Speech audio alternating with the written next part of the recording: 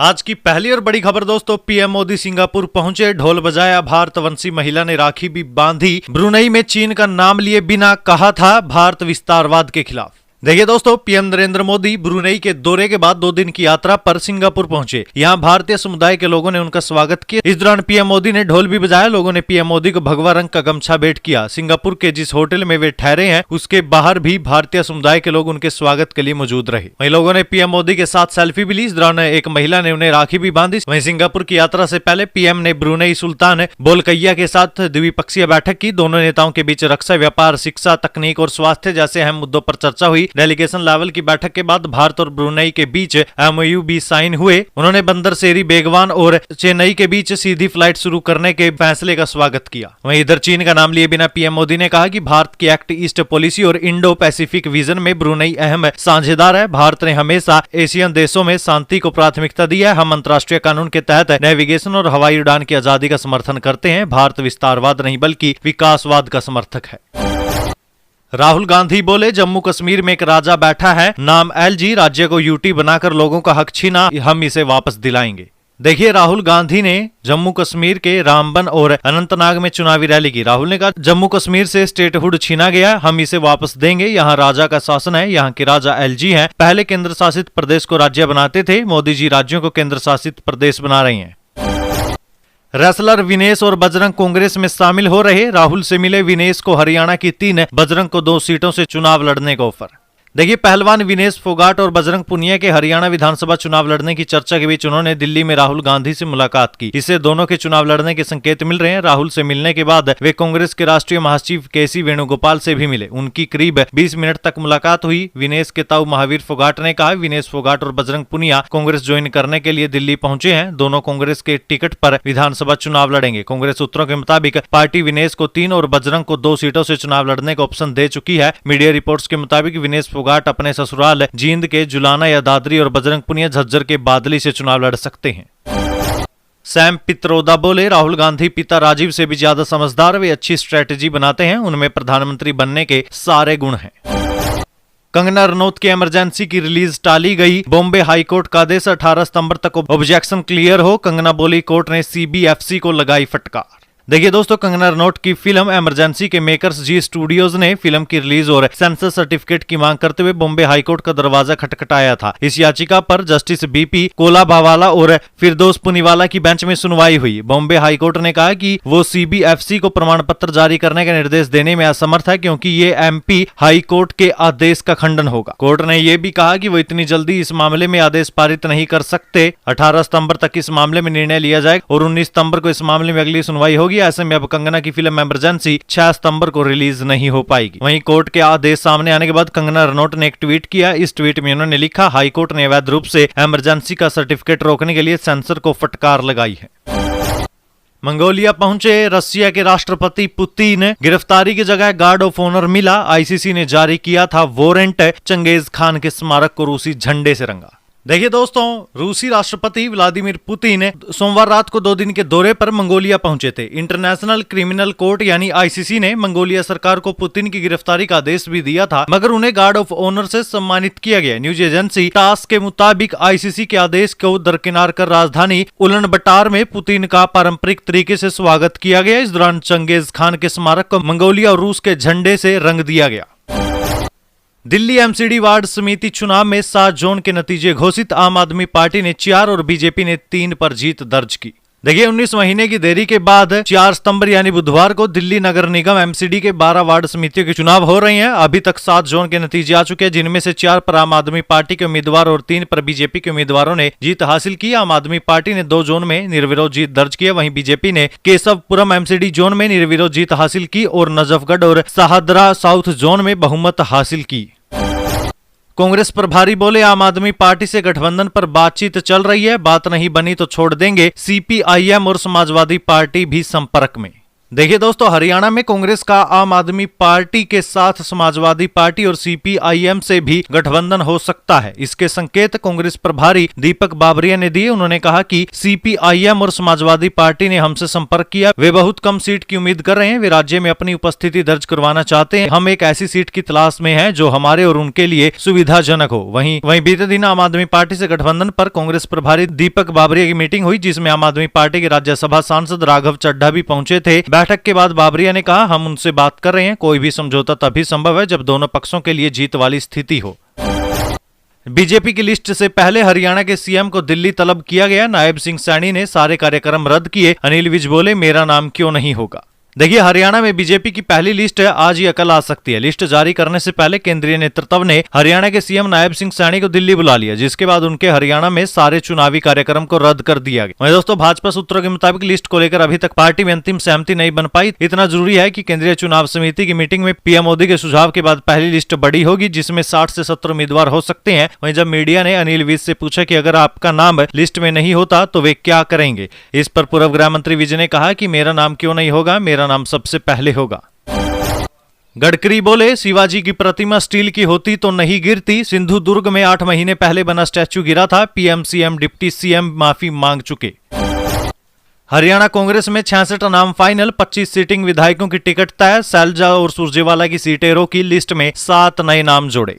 देखिए, हरियाणा में कांग्रेस उम्मीदवारों की पहली लिस्ट आज आ जाएगी। इसकी पुष्टि प्रदेश प्रभारी दीपक बाबरिया ने की। केंद्रीय चुनाव समिति की मीटिंग के बाद बाबरिया ने कहा कि बैठक में 34 सीटों पर चर्चा की गई, 32 पर सहमति बन गई। रेसलर विनेश फोगाट के चुनाव लड़ने को लेकर उन्होंने कहा कि इस बारे में स्थिति क्लियर हो जाएगी। कांग्रेस से विनेश फोगाट और बजरंग पुनिया के चुनाव लड़ने की चर्चा, जिसके बारे में हम आपको पहली खबर में बता चुके हैं। वहीं जिन 2 सीटों पर फैसला नहीं हो पाया वो रणदीप सिंह सुरजेवाला और कुमारी सैलजा गया। हालांकि मीटिंग में इन दोनों सीटों के प्रस्ताव रखे गए, चर्चा भी की गई। सुरजेवाला की कैथल सीट से नाम चर्चा में है। वहीं सैलजा ने अभी किसी सीट पर दावेदारी नहीं जताई। हालांकि चुनाव लड़ने की सूरत में वे अंबाला की मुलाना और सिरसा की कालावाली रिजर्व सीट से उम्मीदवार हो सकती हैं।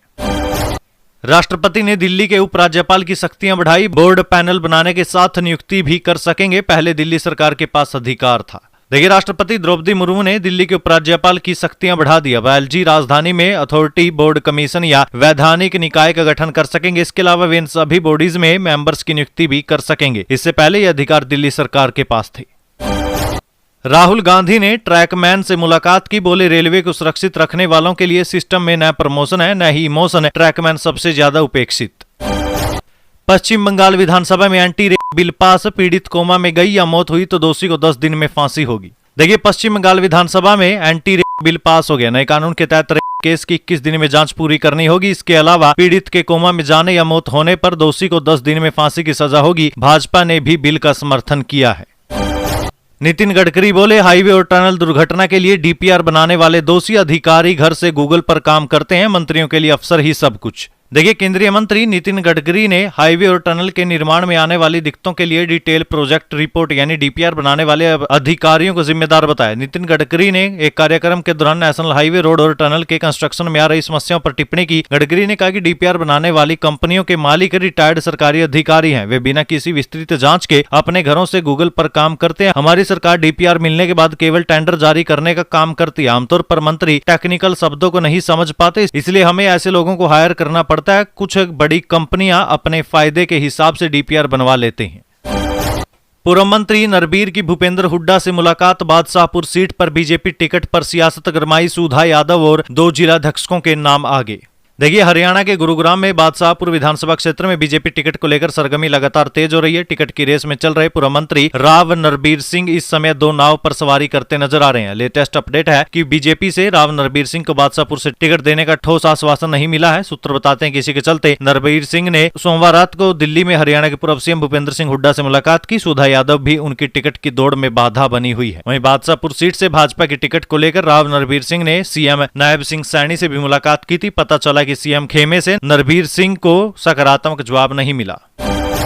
सीबीआई केस में केजरीवाल की हिरासत 11 सितंबर तक बढ़ी। राउज एवेन्यू कोर्ट ने सीबीआई की सप्लीमेंट्री चार्जशीट पर संज्ञान लिया। सीएम को समन जारी। अनिल विज का दुष्यंत चौटाला पर पलटवार। पूर्व मंत्री बोले, वे अपनी पार्टी को संभाले, वहां उनके तोते उड़ रहे हैं। देखिए, हरियाणा के पूर्व गृह मंत्री अनिल विज ने कहा कि हरियाणा एक ऐसा प्रदेश है जिसमें भाजपा सरकार ने किसानों को सबसे ज्यादा फसलों का न्यूनतम समर्थन मूल्य यानी एमएसपी देने का काम किया। भूपेंद्र सिंह हुड्डा मुख्यमंत्री रहे हैं, तब भी किसानों के लिए कुछ करके नहीं गए। अनिल विज ने सीएम सैनी को कटी पतंग बताते हुए पूर्व डिप्टी सीएम दुष्यंत चौटाला पर निशाना साधा। कहा, वे अपनी पार्टी को देखें, वहां तोते उड़ रहे हैं। हरियाणा के करनाल में जन आशीर्वाद रैली को सीएम का तंज, बोले कांग्रेस झूठ पर जिंदा रहने वाली पार्टी, उनके डीएनए में लोगों का शोषण है। देखिए, हरियाणा के सीएम नायब सिंह सैनी ने तरावड़ी में जन आशीर्वाद रैली को संबोधित किया। सीएम ने कांग्रेस को निशाने पर लिया और जमकर सवाल दागे। उन्होंने कहा कि कांग्रेस हमसे हिसाब मांग रही है, थोड़ा अपने कार्यकाल का भी हिसाब दे दो। इन पर एक कहावत फिट बैठती है कि दिल में कसक है, चेहरे पर नकाब लिए फिरते हैं, जिनके खुद के खाते खराब है वे हमारा हिसाब लिए फिरते हैं। उन्होंने कांग्रेस को झूठ पर जिंदा रहने वाली पार्टी बताते हुए कहा कि जिस पार्टी का डीएनए ही लोगों का शोषण करने वाला हो, वो विकास का दावा कैसे कर सकती है। दिल्ली में राहुल और खड़गे से मिले हेमंत सोरेन, बोले हम पूरी ताकत से सरकार चलाएंगे और भविष्य में चुनाव भी जीतेंगे।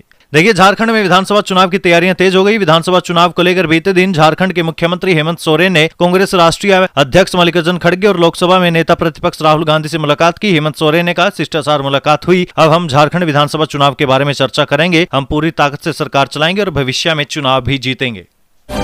सुभाष चंद्रा बोले, मुझे विश्वास है सेबी चेयरपर्सन भ्रष्ट है। जी एंटरटेनमेंट और सोनी मर्जर डील टूटने के लिए भी माधवी पुरी बुच को जिम्मेदार ठहराया। वहीं दोस्तों, कनाडा में पंजाब के फेमस सिंगर अमृतपाल सिंह ढिल्लो, जिन्हें हम एपी ढिल्लो के नाम से भी जानते हैं, उनके घर पर फायरिंग के बाद उनका पहला बयान सामने आया, जिसमें उन्होंने कहा कि मैं बिल्कुल सुरक्षित हूं। एपी ने अपने सोशल मीडिया अकाउंट पर यह जानकारी शेयर की। वहीं कनाडाई पुलिस द्वारा मामले में जांच तेज कर दी गई, क्योंकि एपी के घर पर हुई वारदात के बाद पूरा सोशल मीडिया लॉरेंस गैंग के खिलाफ और एपी की सुरक्षा को लेकर गरमाया हुआ है। वहीं दोस्तों, फायरिंग के बाद एपी ढिल्लो ने जो ट्वीट किया तो उसे आप अपनी स्क्रीन पर देख सकते हैं, और साथ में लॉरेंस गैंग ने जो ट्वीट किया था जिसमें उन्होंने एपी ढिल्लो के ऊपर की गई फायरिंग की जिम्मेदारी ली है, वो भी ट्वीट इसके साइड में आप देख सकते हैं। राहुल गांधी ने बुलडोजर कार्रवाई पर सुप्रीम कोर्ट की टिप्पणी को सराहा। कहा, भाजपा बुलडोजर नीति पर बेनकाब हुई, देश संविधान से चलेगा, सत्ता के चाबुक से नहीं। देखिए दोस्तों, सोमवार को सुप्रीम कोर्ट ने देश भर में आरोपियों के खिलाफ बुलडोजर कार्रवाई पर सुनवाई की थी। सुप्रीम कोर्ट ने कहा कि अगर कोई सिर्फ आरोपी है तो प्रॉपर्टी गिराने की कार्रवाई कैसे की जा सकती है। जस्टिस विश्वनाथन और जस्टिस बीआर गवाई की बेंच ने कहा, अगर कोई दोषी भी हो तब भी ऐसी कार्रवाई नहीं की जा सकती। वहीं सुप्रीम कोर्ट के द्वारा की गई इसी टिप्पणी पर लोकसभा में विपक्ष के नेता राहुल गांधी ने बुलडोजर एक्शन मामले में सुप्रीम कोर्ट की टिप्पणी को सराहा है। उन्होंने कहा कि मानवता और न्याय को बुलडोजर के नीचे कुचलने वाली भाजपा का संविधान विरोधी चेहरा बेनकाब हो गया। सुखोई 30 MKI के लिए एरो इंजन खरीद को मंजूरी मिली। HAL 26,000 करोड़ में वायुसेना को 240 एरो इंजन बनाकर देगा। 2025 में डिलीवरी शुरू होगी। भाजपा सदस्यता अभियान शुरू, पहली सदस्यता पीएम मोदी ने ली। कहा, पहले कार्यकर्ता रेल में रहते थे या जेल में, सत्ताधारियों के जुल्म सहकर यहां तक पहुंचे। देखिए दोस्तों, पीएम मोदी ने कहा कि भाजपा के सदस्यता अभियान का एक और दौर शुरू हो रहा है। भारतीय जनसंघ में अब तक हमने देश में एक नई राजनीतिक संस्कृति लाने की कोशिश की। हम वो लोग हैं जिन्होंने दीवारों पर कमल भी बड़ी श्रद्धा से पेंट किया। हमें विश्वास था कि दीवारों पर पेंट किया हुआ ये कमल कभी न कभी लोगों के दिलों पर भी पेंट हो जाएगा। वहीं पीएम ने आगे कहा कि हमारे कार्यकर्ताओं को लेकर कहा जाता था कि इनका एक पैर रेल में और दूसरा पैर जेल में। रेल में क्योंकि कार्यकर्ता लगातार भ्रमण किया करते थे, और जेल में इसलिए क्योंकि तब सत्ताधारी एक जुलूस भी निकाल देते थे, वे हमें जेल में डाल देते थे। हम ऐसे सत्ताधारियों के जुल्म सहकर यहां तक पहुंचे हैं। आरएसएस बोली, जाति जनगणना को राजनीतिक हथियार न बनाएं। सरकार सिर्फ डेटे के लिए जाति जनगणना करवाए, इसका इस्तेमाल समाज की भलाई के लिए हो। सावित्री जिंदल बनी देश में चौथी सबसे अमीर, 2,77,000 करोड़ की संपत्ति, फॉर्च्यून इंडिया की टॉप 10 लिस्ट में इकलौती महिला। आरजी करके पूर्व प्रिंसिपल को स्वास्थ्य विभाग ने निलंबित किया। संदीप घोष पर वित्तीय गड़बड़ी करने का आरोप है, सीबीआई ने 8 दिन की कस्टडी में लिया। वर्ल्ड बैंक ने भारत की जीडीपी ग्रोथ अनुमान 0.4% बढ़ाया। वित्त वर्ष 2024-25 के लिए 7% किया। आरबीआई ने अनुमान 7.2% बताया था। देखिए दोस्तों, वर्ल्ड बैंक ने फाइनेंशियल ईयर 2024-25 के लिए भारत के ग्रोस डोमेस्टिक प्रोडक्ट यानी जीडीपी ग्रोथ के अनुमान को 6.6% से बढ़ाकर 7% कर दिया। विश्व बैंक के कंट्री डायरेक्टर अगस्टे तानो कोमे ने कहा कि पिछले वित्त वर्ष 2024 में भारतीय इकोनॉमी 8.2% की रफ्तार से बढ़ी, जो सबसे तेज रही। भारत की अर्थव्यवस्था अभी भी अच्छी रफ्तार से बढ़ रही है। ऐसे में विश्व बैंक ने वर्तमान वित्त वर्ष के लिए अपने ग्रोथ के अनुमान को बढ़ा दिया है। वहीं पिछले महीने आरबीआई ने फाइनेंशियल ईयर 2025 के लिए भारत की जीडीपी ग्रोथ का अनुमान 7.2% पर बरकरार रखा था। वहीं इंटरनेशनल मॉनेटरी फंड यानी आईएमएफ ने वित्त वर्ष 2024-25 के लिए भारत की जीडीपी का ग्रोथ अनुमान 0.2% बढ़ाकर 7% किया था। सचिन सर्जे राव ने शॉटपुट में सिल्वर जीता। अब तक भारत 21 मेडल जीत चुका। पैरालंपिक में सर्वश्रेष्ठ प्रदर्शन। प्रो कबड्डी लीग का 11वां सीजन 18 अक्टूबर से शुरू। 3 शहरों में खेली जाएगी लीग। पटना पायरेट्स सबसे सफल टीम। देखिए दोस्तों, प्रो कबड्डी लीग यानी पीकेएल के 11वें सीजन की शुरुआत 18 अक्टूबर से होगी। लीग के आयोजक मसाल स्पोर्ट्स ने इसकी घोषणा कर दी है कि पीकेएल के 11वें सीजन की शुरुआत 18 अक्टूबर 2024 से होगी। 11वां सीजन 3 शहरों में खेला जाएगा। सीजन का पहला लेग 18 अक्टूबर को हैदराबाद के गाचीबोवली इंडोर स्टेडियम में शुरू होगा। इसके बाद 10 नवंबर से दूसरा लेग नोएडा इंडोर स्टेडियम में खेला जाएगा। तीसरा लेग 3 दिसंबर से पुणे के बालेवाड़ी बैडमिंटन स्टेडियम में होगा। पूरा शेड्यूल कुछ दिनों बाद घोषित किया जाएगा। वहीं प्लेऑफ की तारीखें और वेन्यू की घोषणा बाद में की जाएगी। आज की पहली और बड़ी खबर दोस्तों, पीएम मोदी सिंगापुर पहुंचे, ढोल बजाया, भारतवंशी महिला ने राखी भी बांधी। ब्रुनई में चीन का नाम लिए बिना कहा था भारत विस्तारवाद के खिलाफ। देखिए दोस्तों, पीएम नरेंद्र मोदी ब्रुनई के दौरे के बाद 2 दिन की यात्रा पर सिंगापुर पहुंचे। यहां भारतीय समुदाय के लोगों ने उनका स्वागत किया। इस दौरान पीएम मोदी ने ढोल भी बजाया। लोगों ने पीएम मोदी को भगवा रंग का गमछा भेंट किया। सिंगापुर के जिस होटल में वे ठहरे हैं उसके बाहर भी भारतीय समुदाय के लोग उनके स्वागत के लिए मौजूद रहे। वहीं लोगों ने पीएम मोदी के साथ सेल्फी भी ली। इस दौरान एक महिला ने उन्हें राखी भी बांधी। वहीं सिंगापुर की यात्रा से पहले पीएम ने ब्रुनई सुल्तान बोलकैया के साथ द्विपक्षीय बैठक की। दोनों नेताओं के बीच रक्षा, व्यापार, शिक्षा, तकनीक और स्वास्थ्य जैसे अहम मुद्दों पर चर्चा हुई। डेलीगेशन लेवल की बैठक के बाद भारत और ब्रुनई के बीच एमओयू भी साइन हुए। उन्होंने बंदर सेरी बेगवान और चेन्नई के बीच सीधी फ्लाइट शुरू करने के फैसले का स्वागत किया। वहीं इधर चीन का नाम लिए बिना पीएम मोदी ने कहा कि भारत की एक्ट ईस्ट पॉलिसी और इंडो पैसिफिक विजन में ब्रुनई अहम साझेदार है। भारत ने हमेशा एशियन देशों में शांति को प्राथमिकता दी है। हम अंतर्राष्ट्रीय कानून के तहत नेविगेशन और हवाई उड़ान की आजादी का समर्थन करते हैं। भारत विस्तारवाद नहीं बल्कि विकासवाद का समर्थक है। राहुल गांधी बोले, जम्मू कश्मीर में एक राजा बैठा है, नाम एलजी, राज्य को यूटी बनाकर लोगों का हक छीना, हम इसे वापस दिलाएंगे। देखिए, राहुल गांधी ने जम्मू कश्मीर के रामबन और अनंतनाग में चुनावी रैली की। राहुल ने कहा, जम्मू कश्मीर से स्टेटहुड छीना गया, हम इसे वापस देंगे। यहाँ राजा का शासन है, यहाँ के राजा एलजी हैं। पहले केंद्र शासित प्रदेश को राज्य बनाते थे, मोदी जी राज्यों को केंद्र शासित प्रदेश बना रहे हैं। रेसलर विनेश और बजरंग कांग्रेस में शामिल हो रहे। राहुल से मिले विनेश को हरियाणा की 3, बजरंग को 2 सीटों से चुनाव लड़ने का ऑफर। देखिए, पहलवान विनेश फोगाट और बजरंग पुनिया के हरियाणा विधानसभा चुनाव लड़ने की चर्चा के बीच उन्होंने दिल्ली में राहुल गांधी से मुलाकात की। इससे दोनों के चुनाव लड़ने के संकेत मिल रहे हैं। राहुल से मिलने के बाद वे कांग्रेस के राष्ट्रीय महासचिव केसी वेणुगोपाल से भी मिले। उनकी करीब 20 मिनट तक मुलाकात हुई। विनेश के ताऊ महावीर फोगाट ने कहा, विनेश फोगाट और बजरंग पुनिया कांग्रेस ज्वाइन करने के लिए दिल्ली पहुंचे हैं। दोनों कांग्रेस के टिकट पर विधानसभा चुनाव लड़ेंगे। कांग्रेस सूत्रों के मुताबिक पार्टी विनेश को 3 और बजरंग को 2 सीटों से चुनाव लड़ने का ऑप्शन दे चुकी है। मीडिया रिपोर्ट्स के मुताबिक विनेश फोगाट अपने ससुराल जींद के जुलाना या दादरी और बजरंग पुनिया झज्जर के बादली से चुनाव लड़ सकते हैं। सैम पित्रोदा बोले, राहुल गांधी पिता राजीव से भी ज्यादा समझदार, वे अच्छी स्ट्रेटेजी बनाते हैं, उनमें प्रधानमंत्री बनने के सारे गुण हैं। कंगना रनौत की इमरजेंसी की रिलीज टाली गई। बॉम्बे हाईकोर्ट का आदेश 18 सितंबर तक ऑब्जेक्शन क्लियर हो। कंगना बोली, कोर्ट ने सीबीएफसी को लगाई फटकार। देखिए दोस्तों, कंगना रनौत की फिल्म इमरजेंसी के मेकर्स जी स्टूडियोज ने फिल्म की रिलीज और सेंसर सर्टिफिकेट की मांग करते हुए बॉम्बे हाईकोर्ट का दरवाजा खटखटाया था। इस याचिका पर जस्टिस बीपी कोलाभावाला और फिरदौस पुनीवाला की बेंच में सुनवाई हुई। बॉम्बे हाईकोर्ट ने कहा कि वो सीबीएफसी को प्रमाण पत्र जारी करने का निर्देश देने में असमर्थ है, क्योंकि ये एमपी हाईकोर्ट के आदेश का खंडन होगा। कोर्ट ने यह भी कहा कि वो इतनी जल्दी इस मामले में आदेश पारित नहीं कर सकते। 18 सितंबर तक इस मामले में निर्णय लिया जाएगा और 19 सितंबर को इस मामले में अगली सुनवाई होगी। ऐसे में अब कंगना की फिल्म इमरजेंसी 6 सितंबर को रिलीज नहीं हो पाएगी। वहीं कोर्ट के आदेश सामने आने के बाद कंगना रनौत ने एक ट्वीट किया। इस ट्वीट में उन्होंने लिखा, हाईकोर्ट ने अवैध रूप से इमरजेंसी का सर्टिफिकेट रोकने के लिए सेंसर को फटकार लगाई है। मंगोलिया पहुंचे रशिया के राष्ट्रपति पुतिन, गिरफ्तारी की जगह गार्ड ऑफ ऑनर मिला। आईसीसी ने जारी किया था वारंट, चंगेज खान के स्मारक को रूसी झंडे से रंगा। देखिए दोस्तों, रूसी राष्ट्रपति व्लादिमीर पुतिन सोमवार रात को 2 दिन के दौरे पर मंगोलिया पहुंचे थे। इंटरनेशनल क्रिमिनल कोर्ट यानी आईसीसी ने मंगोलिया सरकार को पुतिन की गिरफ्तारी का आदेश भी दिया था, मगर उन्हें गार्ड ऑफ ऑनर से सम्मानित किया गया। न्यूज एजेंसी टास के मुताबिक आईसीसी के आदेश को दरकिनार कर राजधानी उलन-बटार में पुतिन का पारंपरिक तरीके से स्वागत किया गया। इस दौरान चंगेज खान के स्मारक को मंगोलिया और रूस के झंडे से रंग दिया गया। दिल्ली एमसीडी वार्ड समिति चुनाव में 7 जोन के नतीजे घोषित। आम आदमी पार्टी ने 4 और बीजेपी ने 3 पर जीत दर्ज की। देखिए 19 महीने की देरी के बाद 4 सितंबर यानी बुधवार को दिल्ली नगर निगम एमसीडी के 12 वार्ड समितियों के चुनाव हो रहे हैं। अभी तक 7 जोन के नतीजे आ चुके हैं, जिनमें से 4 पर आम आदमी पार्टी के उम्मीदवार और 3 पर बीजेपी के उम्मीदवारों ने जीत हासिल की। आम आदमी पार्टी ने 2 जोन में निर्विरोध जीत दर्ज की, वहीं बीजेपी ने केशवपुरम एमसीडी जोन में निर्विरोध जीत हासिल की और नजफगढ़ और शाहदरा साउथ जोन में बहुमत हासिल की। कांग्रेस प्रभारी बोले, आम आदमी पार्टी से गठबंधन पर बातचीत चल रही है, बात नहीं बनी तो छोड़ देंगे। सीपीआईएम और समाजवादी पार्टी भी संपर्क में।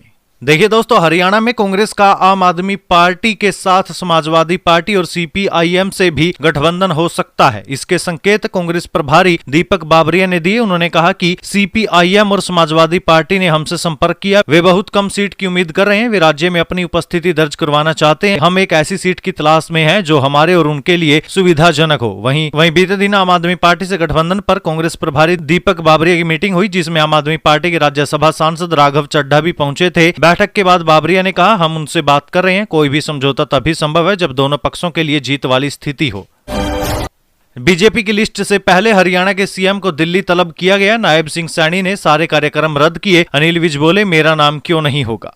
देखिए, हरियाणा में बीजेपी की पहली लिस्ट आज या कल आ सकती है। लिस्ट जारी करने से पहले केंद्रीय नेतृत्व ने हरियाणा के सीएम नायब सिंह सैनी को दिल्ली बुला लिया, जिसके बाद उनके हरियाणा में सारे चुनावी कार्यक्रम को रद्द कर दिया गया। वहीं दोस्तों, भाजपा सूत्रों के मुताबिक लिस्ट को लेकर अभी तक पार्टी में अंतिम सहमति नहीं बन पाई। इतना जरूरी है कि केंद्रीय चुनाव समिति की मीटिंग में पीएम मोदी के सुझाव के बाद पहली लिस्ट बड़ी होगी, जिसमें 60 से 70 उम्मीदवार हो सकते हैं। वहीं जब मीडिया ने अनिल विज से पूछा कि अगर आपका नाम लिस्ट में नहीं होता तो वे क्या करेंगे, इस पर पूर्व गृह मंत्री विज ने कहा कि मेरा नाम क्यों नहीं होगा, मेरा नाम सबसे पहले हो।